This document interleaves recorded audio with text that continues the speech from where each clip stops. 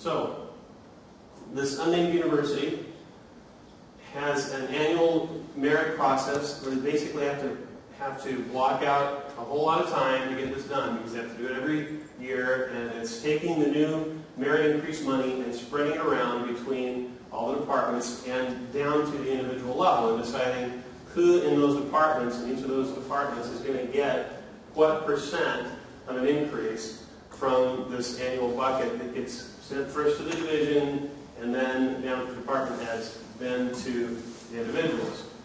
So after that, and then of course that all has to happen in the workflow process.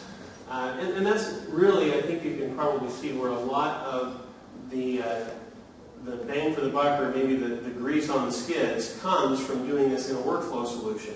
Because one of the problems is, if you think about why would it take 3 or 4 months to define that reporting relationship? Well, you've got to get it approved. It's not just getting it entered. You've got to identify it, then you've got to approve it, then you've got to enter it. This process allowed that to be somewhat iterative. You could go through and do half of your department, get it in one form, get it done, get it approved, get it updated, and then go back for another round. Or you could do a few forms. Do one round to get the rough stuff, and then do the cleanup. Or you can tweak it. You can go through it multiple passes. You don't have to get it all right first and then hit it.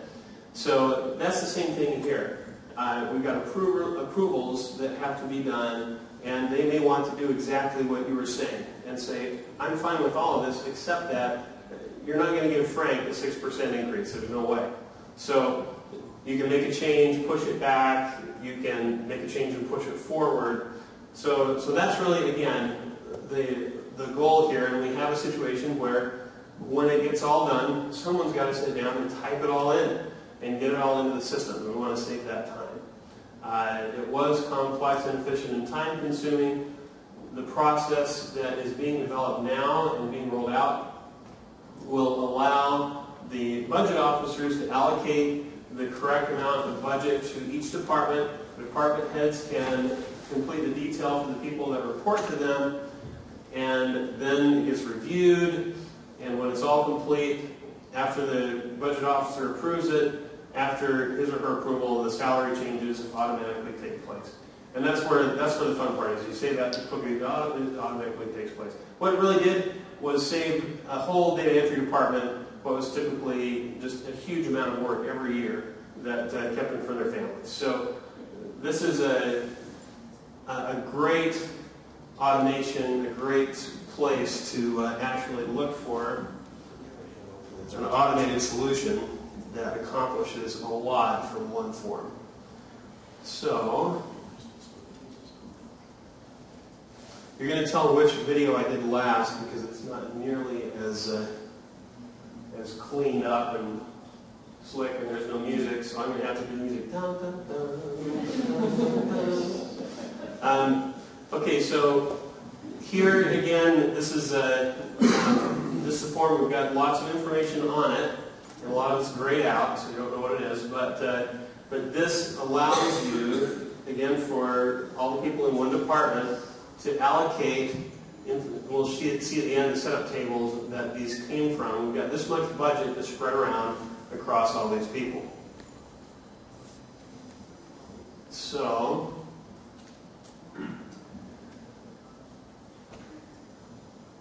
sorry, I hit pause when I'd already stuck some time in there to look at it.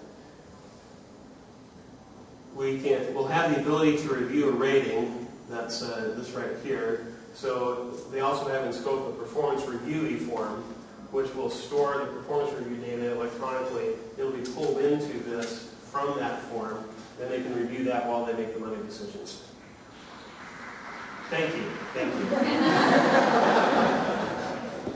you. So we'll give them a 3% increase. We hit recalculate. It figures out both what that increase amount is, what that comes down to as this is the recommended total pay now, and then with comp rate and salary calculated over here for review by the next approvers.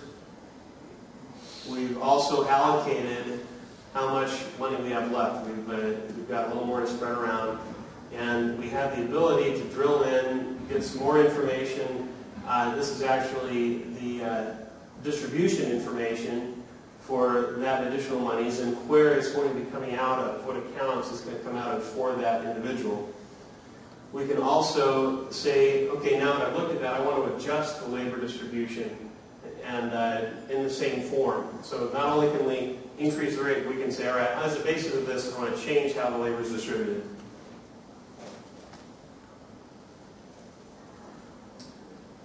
We can review vacant positions because they also affect budgeting. So we give a step to look at all the vacant positions in the reporting relationship. And then we can come in and review for each of the employees that we checked. We can review that distribution and make any changes that we want. So that the distribution row will be updated at the same time as the merit increase.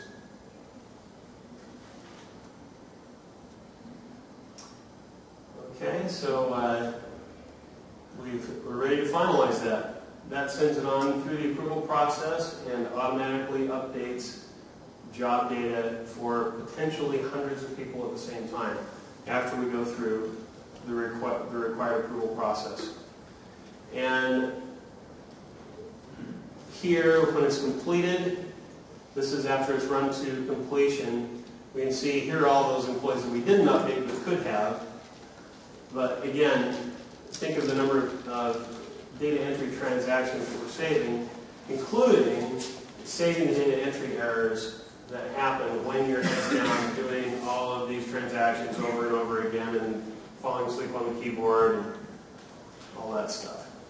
So just a quick look, we use a setup table where the business analyst and compensation office can actually assign the percentages per division inside of the organization so that the total pot gets divvied up to the divisions appropriately and then gets divvied up to department heads and to individuals. Okay, so the let's see.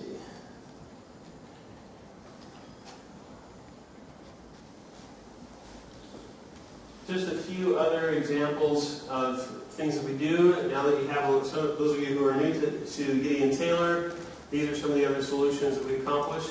Some of them are, a lot of them are the one-off transactions that you do every day. Ho-hum, get it done, and let the computer do the entry. We love to think broadly and wide, well, broadly and widely. Tall, deep, wide, I don't know. We want one form to do a lot of stuff, and we also want to, for each of those transactions, to do it a lot faster by doing it electronically and accomplish, shave off all the work that has to happen by humans doing what computers can do.